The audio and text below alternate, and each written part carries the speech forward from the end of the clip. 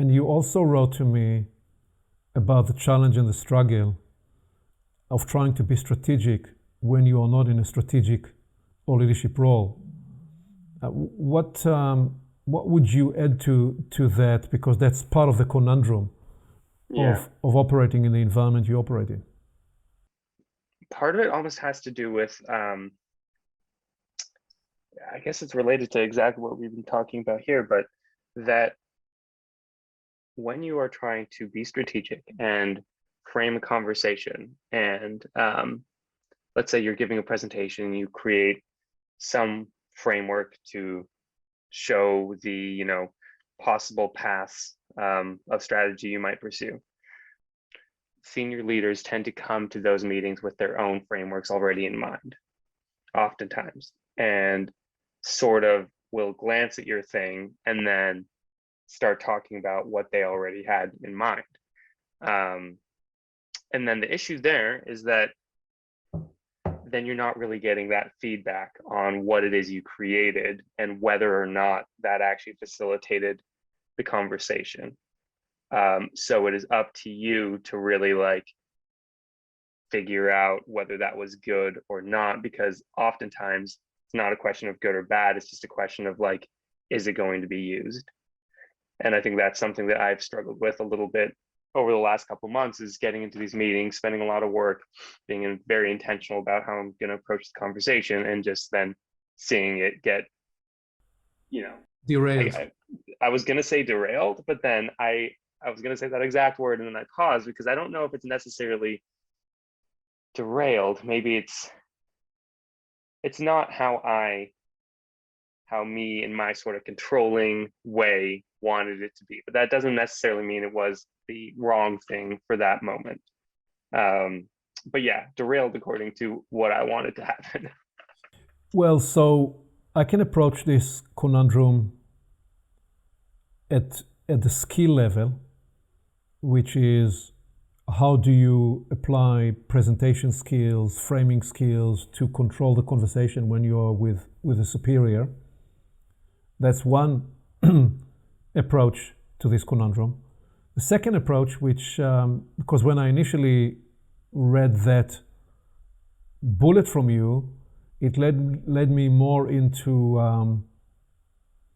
a reflection on the power dynamics and the difference between positional authority power to your own powers over yourself. And maybe I can bring up a slide in a minute and show you what I mean by that. So that's more the interior inquiry versus the exterior inquiry. Both are valid. The exterior is how will you next time shape the conversation in such a way that you get what you're hoping to accomplish for yourself in terms of your learning objective and the feedback objective. The thing about, and I've coached many people about how to present to senior leaders, and one of the key ideas in this coaching is they will look to poke holes in your system, because that's why they're executive. They need to feel that they are satisfied in the conversation in some way, even when they are truly showing up with an interest to help you. And so you need to define what is the conversation space that you want to develop. If you don't define what it is that you want them to offer you feedback on, they will find something else and will derail or not derail, take the conversation to simply whatever appears for them as the first opportunity to enter the conversation. Executives are paid to make decisions and to talk in meetings. So if you want them to talk in a meeting in a way that will be constructive and productive for you, you need to actually frame the arena of the conversation for them on the front end. That's a skill, and there is a way to do this. So that's one area.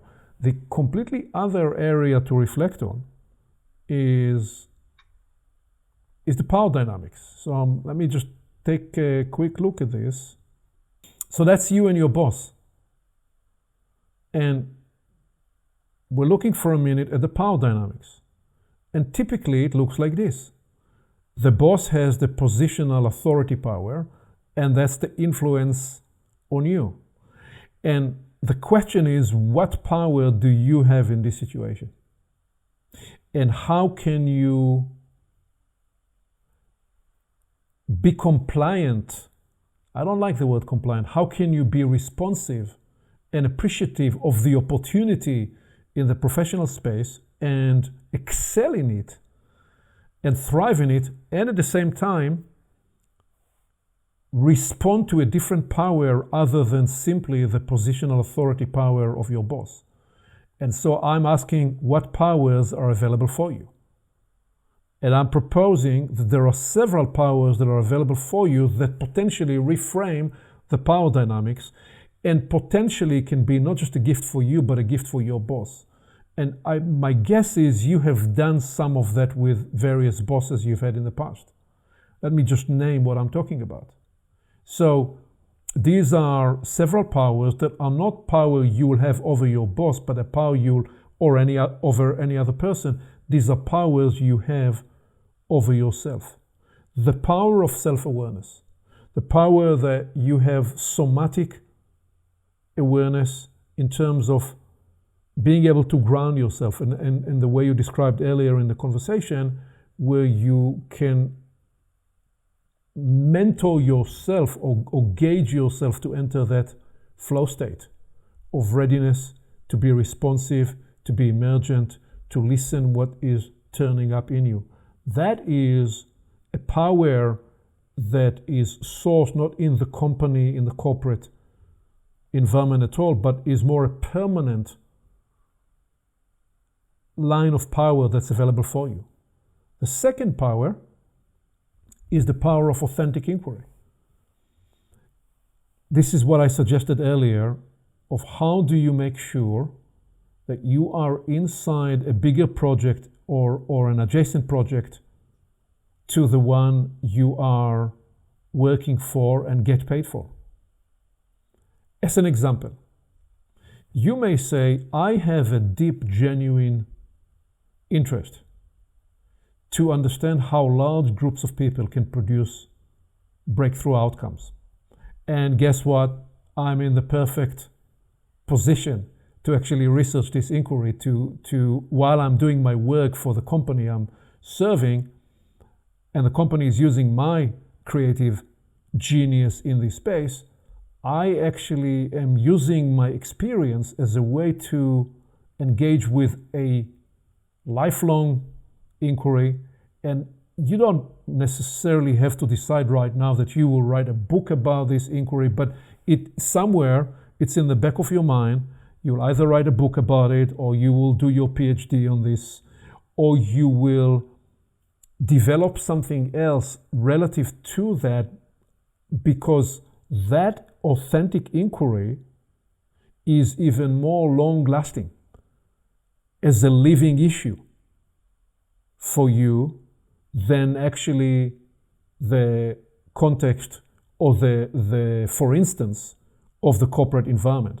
In other words, you place a bigger inquiry than the one you're serving, and you let that be the umbrella under which you work. So while you work on something here for the company, you have a bigger umbrella of inquiry, and that provides you authenticity and power.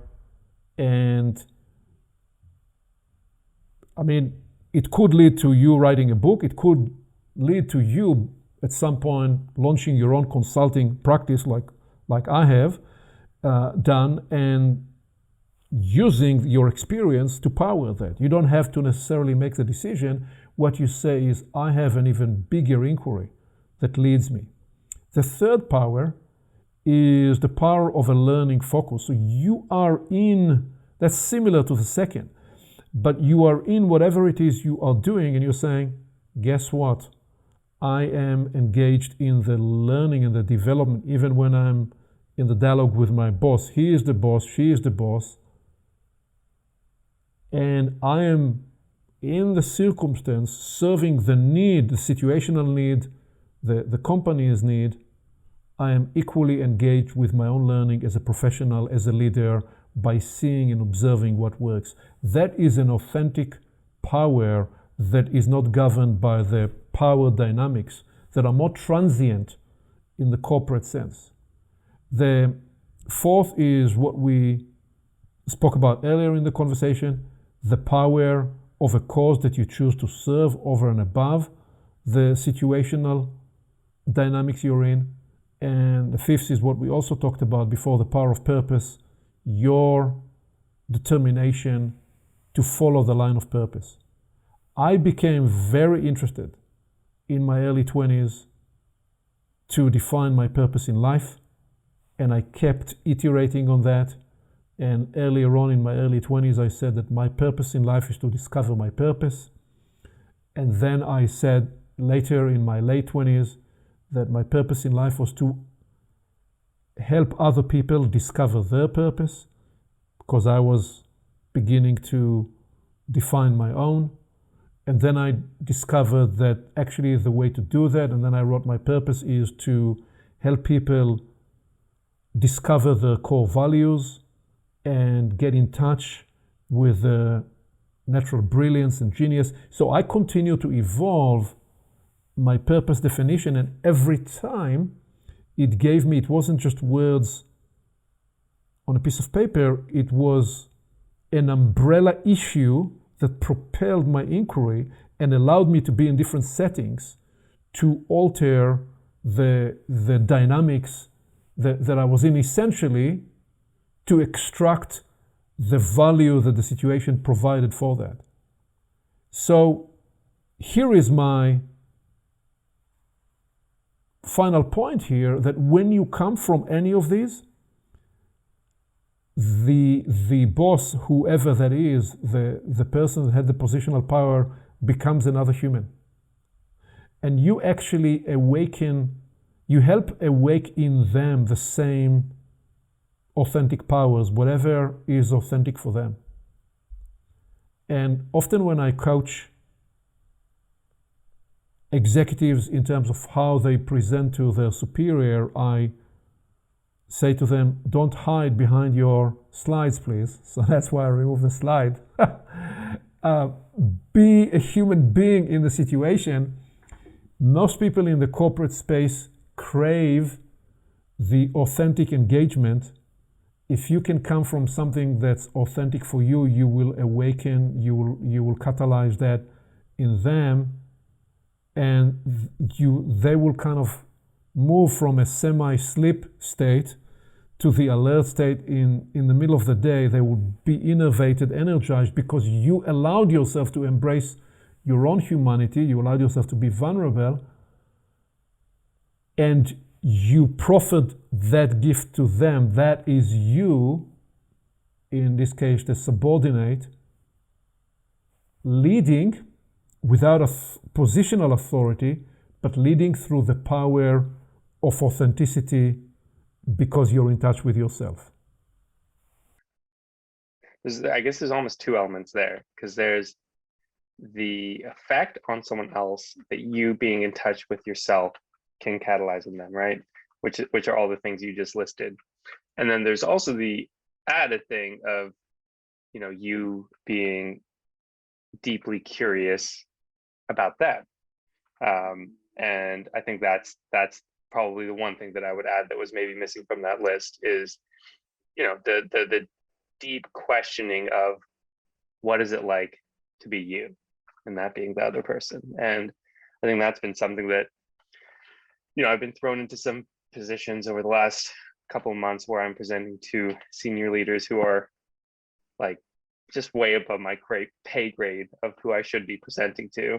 And the thing that keeps me rooted and not getting totally freaked out is stepping into that space of inquiry about them largely. I think the thing that's been missing is the stuff more about me. But I do think one of my strengths is always being able to tap into a deep curiosity around their experiences, what made them the way they are, how they think.